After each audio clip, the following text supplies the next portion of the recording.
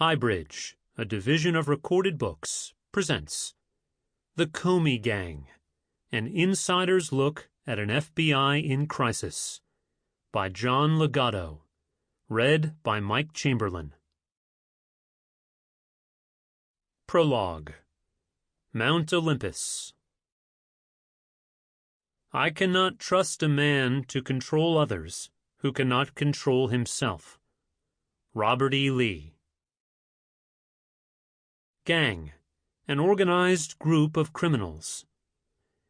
Inspector General Michael Horowitz produced a 500-page report regarding the actions of the FBI and Department of Justice concerning the 2016 presidential election. It could have been reduced to just 30 words. An honorable FBI has been tainted by the mishandling of the Clinton investigation by former Director James Comey, and corrupted by the blatant political bias of officials working beneath him. The individuals currently occupying the 7th floor of the Hoover Building have a problem. It involves a major restoration project to repair the FBI's reputation. But they seem to be painting some walls while ignoring the cracks in the foundation. FBI headquarters and the field sometimes suffer from a toxic relationship.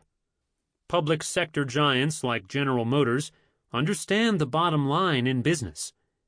Their basic mission is to sell cars at local dealerships, which translates into profits.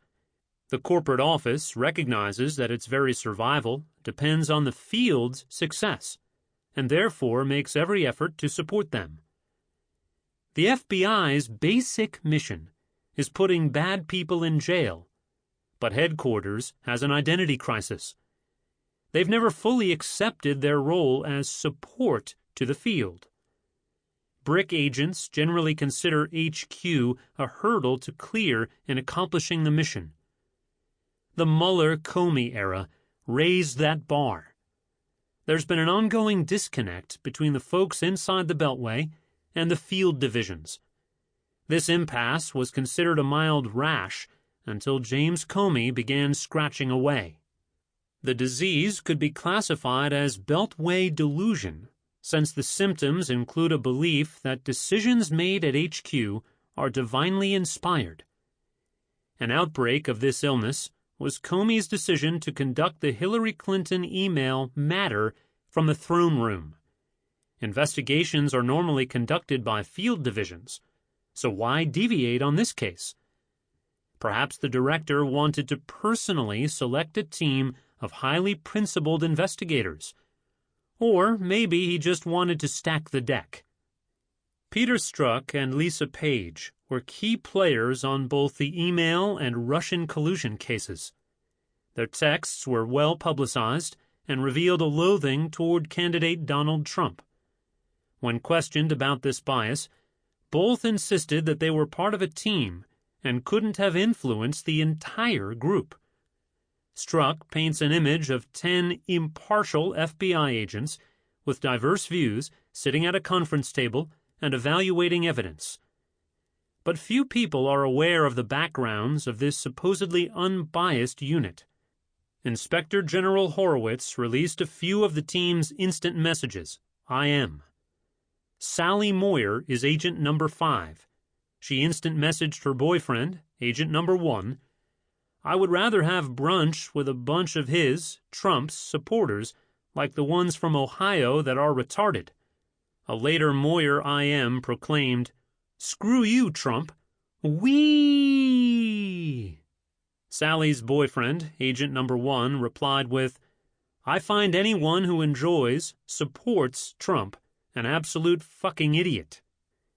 The Inspector General identified other FBI investigators on the team who harbored similar feelings toward President Trump, but all claimed that their intense hatred of the president had no effect on their foregone conclusion that Hillary Clinton was innocent of all criminal acts. Ironically, it was Vladimir Putin who said, "Those who fight corruption should be clean themselves." How did the Comey gang evolve? What factors aligned to place this single-minded group at the same place and time in history. Whether it was a fluke, fate, or a planned coup, the result was an uppercut to the jaw of the Federal Bureau of Investigation. The Bureau is still staggering. The Comey gang didn't occur overnight. The forewarnings were ignored, but included the FBI's merger with the Justice Department, a change in culture, poor leadership, and other subtle shifts in the FBI's DNA. Many will claim that the Comey gang is no different from previous FBI leadership teams. They'd be wrong. And here's an example why this group was much more destructive to our core values. Deputy Director McCabe purchased a $70,000 conference table, which seems like an expensive piece of polished mahogany. The public would have forgiven this overindulgence with a simple, "My bad." But the Comey gang attempted to hide that embarrassing purchase. The Senate Judiciary Committee subpoenaed texts between Peter Strzok and Lisa Page, but received a heavily redacted document under the guise of national security. The conference table was later discovered in unredacted versions. This may seem like the all-too-common occurrence of bureaucrats camouflaging their bad judgment, but the Federal Bureau of Investigation is synonymous with fidelity, bravery, and integrity. Hiding an embarrassing decision under the umbrella of our national security is cowardly and deceitful. That black ink used to conceal a needless lie became a permanent stain on the Bureau's soul. This one incident exposes much deeper integrity issues inside the Comey gang. If we deceive the public about something as trivial as a table, then it's an easy transition to conceal perjury, leaking, obstruction, and corruption. Chapter 1. The ABCs. Anybody but Clinton. It's called karma, and it's pronounced, screw you. July 5th, 2016, FBI HQ. I grab a cup of coffee and await the news conference. I'm psyched that Hillary Clinton is about to contract a heavy dose of karma. Our former Secretary of State committed multiple felonies involving use of her private email server. Comey could even add perjury to her felony tab. But hey, why get greedy? The email debacle is a slam dunk, since the government need only prove two simple elements: that she stored classified stuff on a private server. Her Highness has already admitted as much, so bring out the fat lady and cue up the band. FBI Director James Comey makes his entrance and begins with, "Good morning. I'm here to give you an update on the FBI's investigation of Secretary Clinton's use of a personal email system during her time as Secretary of State. I think, enough with the updates. Get the gas pellets ready." The FBI director stares earnestly at the camera. Jimmy Comey seems like the all-American guy who was probably an Eagle Scout and volunteered at a nursing home. Comey might have even passed muster with my Italian father when picking up my sister Florence for a date. This is the type of guy you'd want as a next-door neighbor. He'd probably lend me tools, and we'd drink beer in the backyard. The director says, "After a tremendous amount of work over the last year, the FBI is completing its investigation, and what I would like to do today is tell you three things: what we did, what we found, and what we are recommending to the Department of Justice." Did he just say recommending to justice? The FBI never announces our recommendations to justice. We are a fact-finding agency, and our job is to gather evidence, write a prosecution report, and hand it to justice. They then review the facts and have the final say on whether to decline prosecution or convene a grand jury. That's been the official sequence since J. Edgar Hoover, and with good reason. Because if the FBI publicly recommends non-prosecution, prior to justice. They just tainted the jury pool should justice disagree with them. In other words, the FBI becomes the final arbiter and essentially a branch of the Justice Department. The result is the loss of our arm's-length distance from the politically infested Justice Department and our independence. I rationalize in my mind, that could never happen. But my brain is flashing warning signals. Danger, Will Robinson, danger. Comey continues, this will be an unusual statement in at least a couple ways. I have not coordinated or reviewed this statement in any way with the Department of Justice or any other part of the government. They do not know what I am about to say. From the group of 30,000 emails returned to the State Department, 110 emails in 52 email chains have been determined by the owning agency to contain classified information at the time they were sent or received. 8 of those chains contained information that was classified top secret. Some emails had been deleted over the years, but we found traces of them on devices. I'm temporarily reassured, since Comey is laying out a powerful case for prosecution. He just summarized Title 18, Section 793F of the Federal Code, which simply makes it unlawful to send or store classified information on personal email. Hillary also lied under oath when she repeatedly testified that she never sent or received classified material on her private server. Comey explains, 7 email chains concern matters that were classified at the top secret Special Access Program level when they were sent and received. There is evidence to support a conclusion that any reasonable person in Secretary Clinton's position should have known that an unclassified system was no place for that conversation. Comey drones on in a monotone generally reserved for NPR hosts. I nod my head in agreement as he mentions that Hillary was extremely careless. It never occurs to me at the time that his choice of words will put a permanent stain on the integrity of the FBI. It will have the additional consequence of further absorbing the FBI into the DNA of the Justice Department. But, for now, it appears that Lady Justice is about to whack Hillary upside her head with the scales of justice. The FBI may have given Eric Holder a perjury pass and ignored criminal charges against Lois Lerner, James Clapper, Loretta Lynch, and Bill Clinton. But all that selective prosecution crap is over.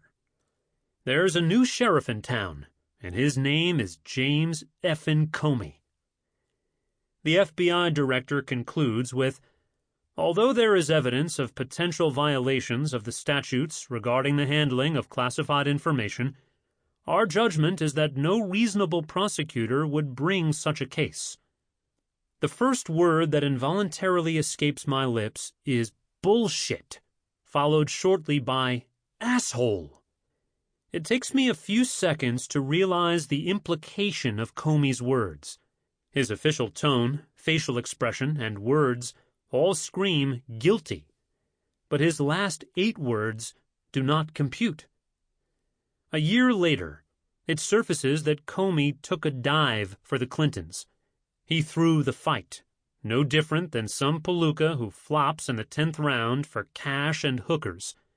Memos surface that the FBI director determined Clinton's innocence prior to concluding the investigation. As a retired FBI agent, I can confirm that this investigative technique was generally frowned upon in my FBI. Comey had Peter Strzok wordsmith a May 2, 2016 memo changing his original term, gross negligence, to extreme carelessness. Though this may be an accurate description of Lady Clinton's actions, the subtle distinction was part of an ongoing conspiracy by the highest-ranking officials in the Justice Department. Those 2 words downgraded a felony to an image of some doddering, well-meaning old lady who accidentally hit delete over 30,000 times. Rationalizations why Comey took one for the team ring hollow on most retired agents. He knew what he was doing, and the facts are the facts. Hillary stored classified material on an unauthorized server, destroyed thousands of emails, and lied to Congress, the FBI, and the public. Those are the facts and a violation of law. This verbal sleight of hand made Comey guilty of selective prosecution, which is cherry-picking on who does a 5-spot at Lewisburg Federal Penitentiary. Even if we accept Comey's tortured interpretation that a person must intend to violate the law, the evidence is conclusive that Clinton knew she was committing a crime. How do we know? On January 22, 2009, Clinton signed a document titled Classified Information Non-Disclosure Agreement, which states in very plain language, "I hereby accept the obligations that in consideration of my being granted access to classified information, marked or unmarked, it will remain the property of or under the control of the government. I shall return all classified materials. Any breach of this agreement may constitute a violation of United States criminal laws, sections 641, 793, 794, 798, 952, and 1924, Title 18, United States Code." This agreement, which I've also signed, leaves no doubt that Hillary violated the law and Comey forgave her. Then, 1 year later, Comey violated the same law. One need not be an attorney, like Hillary and Comey, to understand the consequences of breaking a federal law, although lately that depends on your political party. The question becomes, why did senior FBI officials soil their oath for their ideology? If you want the answers, then I'll tell you how it happened. Chapter 2. It's Just a Flesh Wound. What the hell is going on here? Vince Lombardi. My name is John Ligato, and I'm a retired FBI agent. That job title used to elicit respectful nods, even when I was handcuffing some mope. But FBI headquarters recently stained my beloved institution. It wasn't just a slight blemish, but rather an explosive diarrhea that will take years of legal disinfectant to sanitize. Clean up on aisle 7. I single out the Comey gang, who occupied the 7th floor, since that's where the stench emanated. The Bureau recruits from the human race, so we've had our share of bad apples. This includes killers, thieves, drug dealers, wife swappers, and even a few spies. But these were isolated cases who were swiftly exiled from our rolls. The public forgave us as soon as we rounded up the next drug operation. So, what's different this time? And how did it happen? How did the core leadership of the finest law enforcement agency evolve into a bunch of Banana Republic goons? Fortunately, their attempt at a bloodless coup failed because they were an inept pack of amateurs who used their positions of trust to short-circuit the will of the people. That may be business as usual in Uganda, but it's unprecedented in the United States of America. They came damn close. A few votes here or there in Pennsylvania, Michigan, and Ohio probably saved the republic. This book is not intended as a hit job on my alma mater. That would be unfair to the brick agents who are the heart and soul of the FBI. I squarely place the blame for our worst crisis on 935 Pennsylvania Avenue, Northwest, Washington, D.C. The Comey gang abandoned their principles and traded our neutrality for their ideology. Working agents had always tolerated these headquarters interlopers and considered them a temporary inconvenience. Field divisions learned how to maneuver through the bureaucratic minefields laid by headquarters, Initially, Comey seemed like any other footnote to our stellar 110-year history, but he was much more destructive than anyone could have imagined. The Comey gang could have never happened 30 years ago. It was a perfect storm of events and personalities that nearly sank the Queen Elizabeth of law enforcement. The broad strokes of what went wrong include a merger with the Justice Department that blurred the lines between the two agencies. This union generated a chain reaction that undermined the Bureau's independence and neutrality. Our blended new family included the FBI hierarchy of Comey, Strzok, Page, Andrew McCabe, and James Baker, who conspired with the Justice Department honchos of Bruce Orr, Loretta Lynch, Eric Holder, and Sally Yates. Justice Department attorneys had no business being inside the same room with FBI agents when they interviewed Hillary.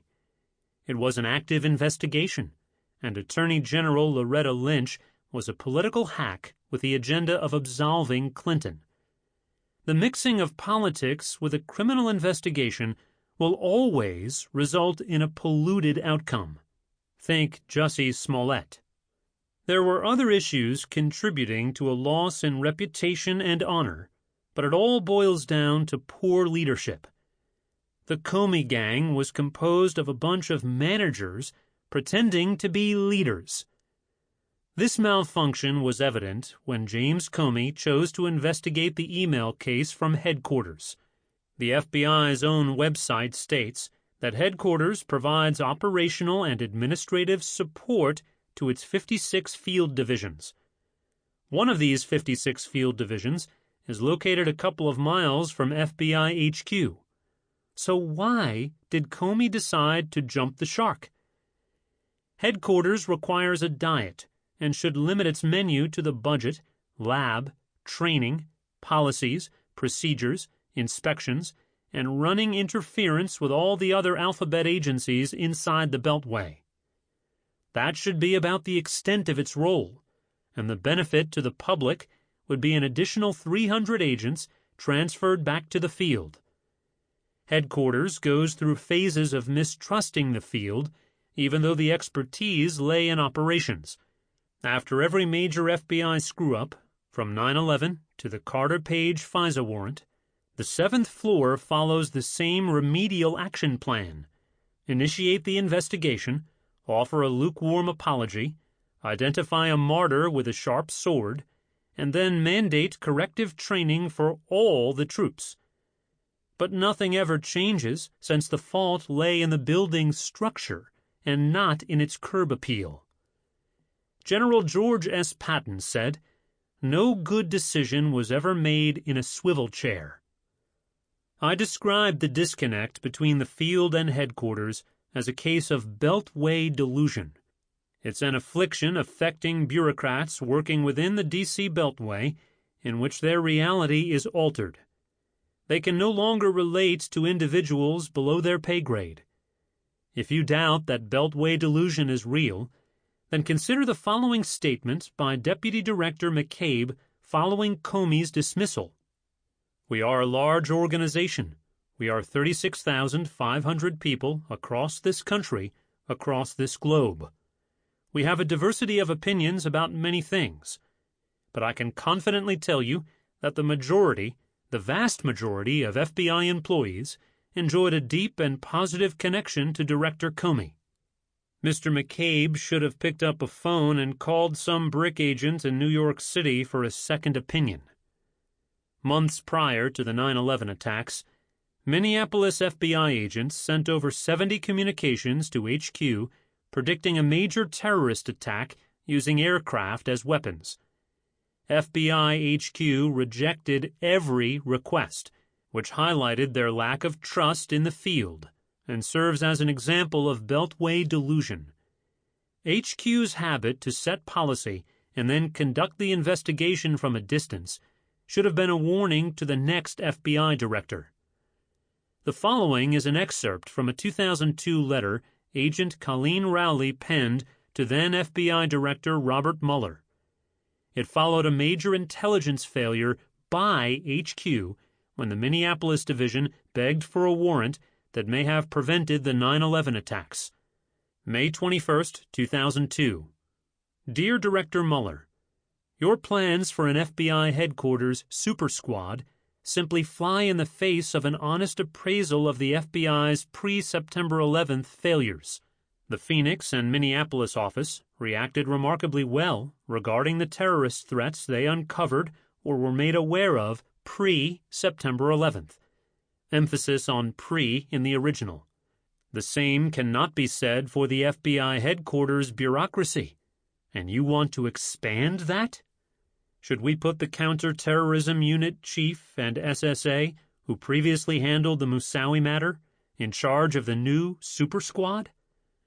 There's no denying the need for more and better intelligence, but you should think carefully about how much gatekeeping power should be entrusted with any HQ entity.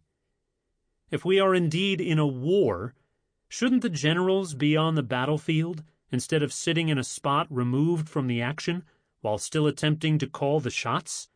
Sincerely, Colleen M. Rowley, Special Agent and Minneapolis Chief Division Counsel. The Comey gang had its seeds planted at the time of the terrorist attacks on 9/11.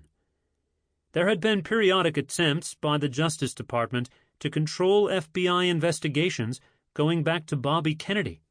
We'd always been able to repel those breaches to our perimeter, but on July 5, 2001, Bob Mueller was appointed the 6th full-time director of the FBI. Mueller was a product of the Justice Department and gradually initiated a series of policies, procedures, and guidelines that essentially merged the FBI with justice. It wasn't a hostile takeover, but rather a subtle transformation. At the conclusion of Mueller's tenure as FBI director, agents required Justice Department approval to do their jobs.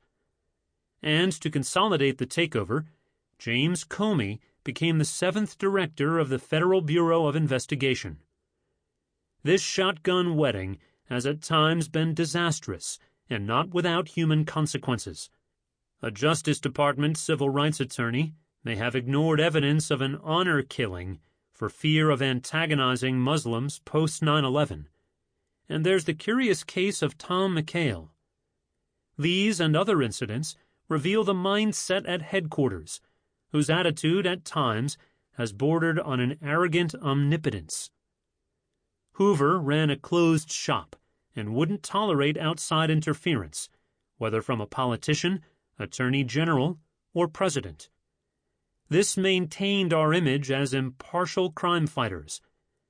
Though occasionally dysfunctional, we remained proud members of the FBI family. Our squabbles remained among family members until Robert Mueller. The new FBI director, who came from the Justice Department, brought with him that culture. It was when the Bureau lost its autonomy that the family unit began to crumble. In June 2013, President Barack Obama nominated James Comey to succeed Robert Mueller as FBI director.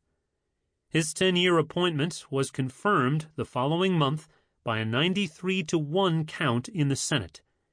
Roman Catholic dissident John Wycliffe said, "The higher the monkey climbs, the more he shows his tail." Chapter 3. The Struck Page Chronicles. Just went to a Southern Virginia Walmart. I could smell the Trump support.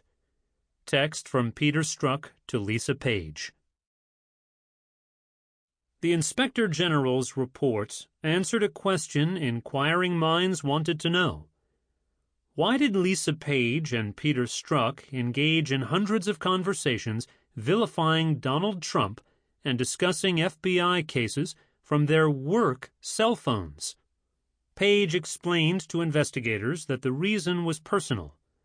The predominant reason that we communicated on our work phones was because we were trying to keep our affair a secret from our spouses. FBI Director Louis Freeh addressed extramarital affairs in written guidelines 2 decades prior to the Strzok Page get-together. Regarding sexual activity, Free stressed that an extramarital affair that is Sample complete. Ready to continue?